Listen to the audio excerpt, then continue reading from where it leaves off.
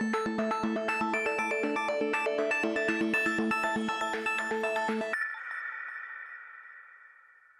spent like probably 2 years learning about the ins and outs of valuating property.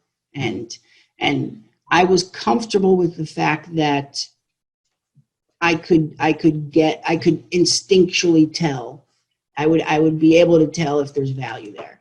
And then, the idea to me of having over 100 units where you can implement professional third-party property management to run the day-to-day is a no-brainer, because I feel like as long as I can do the high level, deal sourcing and evaluating of the deal, then I can hand it off to our property management team who has 30, 60, probably 200 years of combined experience. That's what they've been doing their whole lives, and they're experts. And I feel like, to me, I'm comfortable with that because they know how to operate a property. They know how to deal with tenants. They know how to deal with leasing and qualifying tenants and dealing with maintenance issues and work orders. So all I needed to feel comfortable with was my ability to evaluate the deal and then finance it and then put the money together to buy it. That was probably the biggest challenge to overcome. Yeah, so Percy actually does more of the operations. So like he has provided financing himself to the startup of a lot of these deals, and to like our initial down payments and deposits, he's put the bulk of that up. So when we first got started, he had a lot more money than I did, obviously. So the value that he brought in, a lot of it was tied to the financial backing. And then I put the sweat equity in, right?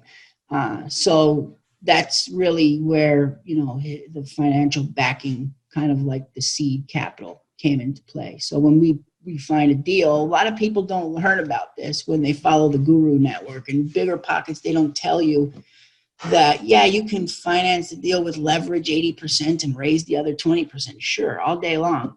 But to get the deal under contract, you need a couple $100,000 cash day one, and no investor is going to give you money to put a deal under contract because you don't own it yet. It's at risk, right? So when you put a deposit down for $200,000 to buy a property, it's just that, it's at risk because you don't own the property yet. So if you default, or if you can't close on the loan, or you can't raise all the equity, that money, once it goes hard, once it becomes non-refundable, with some of our deals is day one, that money's gone, you lose it. So it's not easy to raise the money for the risk capital to put down. And you don't ever learn about that. No one tells you about that in the guru networks.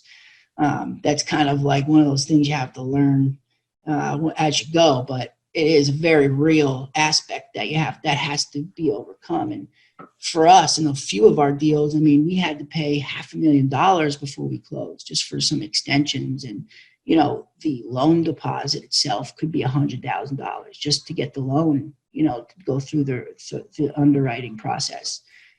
All the due diligence costs, Now these are all costs that get reimbursed, or go in as equity, but you still need to have the money up front, to move it forward. So that was probably the most valuable situation we could have had somebody to provide seed capital for, because like I said, I did the sweat equity and found the deals, and then found, the financing with the lender. He put the seed capital in and then brought some of our early stage investors in. So a lot of our early investors were his contacts. And then, as we branched out, we met more folks, and we did find investors who were willing to invest, in the general partnership, if you will, and provide us with that risk capital. Now, it cost us a lot of money to do that. It was very expensive capital, but it's it's one of the tools to get over the hurdles like that. We structure, to be honest with you, we structure our deals very unique. Like we give we have a typical pref that we give the investors. And then if you invest over a certain amount of money, we give you a sidecar kicker, like a profit sharing kicker.